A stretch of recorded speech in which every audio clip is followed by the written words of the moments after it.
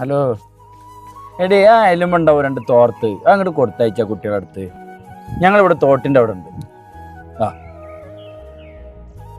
ആ നമ്മളെ സ്കൂളത്തെ മാഷല്ല വരുന്നേ.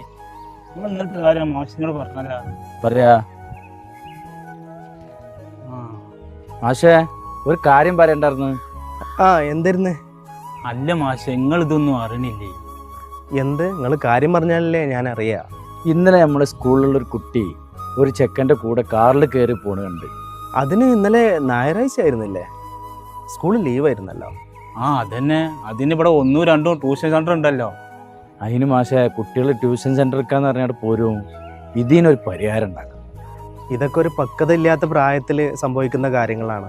ഇതൊക്കെ നമ്മൾ ഒരു ഇലക്കും മുള്ളിനും കേടില്ലാത്ത രീതിയിൽ വേണം നമ്മൾ ഇതൊക്കെ പരിഹരിക്കാൻ. മാഷേ, ഇത് പ്രേമ കേസാണ്. നിങ്ങളത്ര നിസ്സാരമായിട്ട് കാണുന്നു മാണ്ടട്ടത്.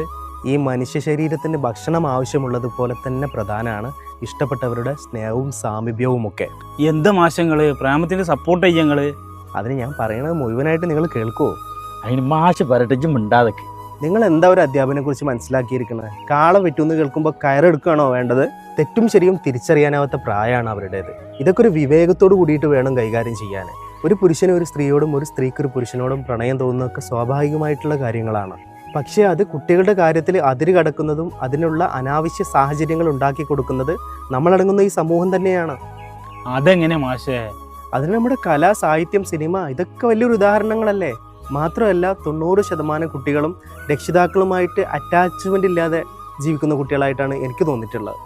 അത് ശരിയാണ് മാഷേ. ഈ കൗമാരവും യൗവനവും വാർദ്ധക്യവും ഒക്കെ വന്നു പോയാലും മക്കൾ എപ്പോഴും നമുക്ക് കുഞ്ഞുങ്ങളാണെന്നുള്ള ബോധ്യമാണ് ആദ്യം നമ്മൾ രക്ഷിതാക്കൾക്ക് വേണ്ടത്. ഒരു 10-12 വയസ്സ് കഴിഞ്ഞ് കഴിഞ്ഞാൽ നമ്മൾ വിചാരിക്കും അവർ വലിയ കുട്ടികളായില്ലേ, ഇനി അവർ കാര്യങ്ങളൊന്നും നമ്മൾ ശ്രദ്ധിക്കണ്ട എന്നൊക്കെയുള്ളൊരു തോന്നൽ പല രക്ഷിതാക്കൾക്കും ഉണ്ടാവാറുണ്ട്. മാത്രമല്ല നമ്മളെ വീട്ടിലെ കുടുംബാന്തരീക്ഷം, അച്ഛനമ്മമാർ തമ്മിലുള്ള പ്രശ്നങ്ങൾ, കാര്യങ്ങൾ ഇതൊക്കെ ശരിക്കും കുട്ടികളെ ശരിക്കും ഒറ്റപ്പെടുത്തും. അവർക്കിത് ഒരുപാട് മാനസിക പ്രയാസങ്ങൾ ഉണ്ടാവും. ഇതൊന്നും ശരിക്കും നമ്മൾ മനസ്സിലാക്കാതെ പോകുന്നു എന്നുള്ളതെന്നാണ് ഒരു വലിയ സത്യം. അത് ശരിയാണ് മാഷേ. ശരിക്കും കുട്ടികളെ നമ്മൾ ചേർത്ത് പിടിക്കണം. അതെ, ഇന്നത്തെ സാഹചര്യങ്ങൾ ഒരുപാട് മാറി. നമ്മൾ കുട്ടികൾക്കൊപ്പം ഭക്ഷണം കഴിക്കാനോ അവരെ ഒന്ന് ലാളിക്കാനോ സ്നേഹിക്കാനോ ഇതിനൊന്നും സമയമില്ലാത്ത വിധം നമ്മളും ഒരുപാട് തിരക്കിലായി പോയി എന്നുള്ളതും ഒരു വസ്തുത തന്നെയാണ്, അല്ലേ? അത് സത്യമാണ് മാഷേ. ഈ സ്നേഹിക്കുന്നതും പ്രണയിക്കുന്നതും തെറ്റായ ഒരു വികാരമാണെന്ന് എനിക്ക് അഭിപ്രായമില്ല. മറിച്ച് പഠിക്കേണ്ട സമയത്ത് നമ്മൾ അവരോടൊപ്പം ഒരു നേല് പോലെ സഞ്ചരിക്കണം. മാത്രമല്ല നമ്മളൊക്കെ ഈ ലോകത്ത് പ്രതിഭാവിസ്മയം തീർക്കേണ്ട ആളുകളാണെന്നുള്ളൊരു ബോധ്യം നമ്മൾ അവർക്ക് ഉണ്ടാക്കി കൊടുക്കുക എന്നുള്ളത് വളരെ പ്രധാനപ്പെട്ടൊരു കാര്യമാണ്. ഇങ്ങനത്തെ കുട്ടികളൊന്നും ഒരിക്കലും വൈവയ്ക്കില്ല, സത്യം.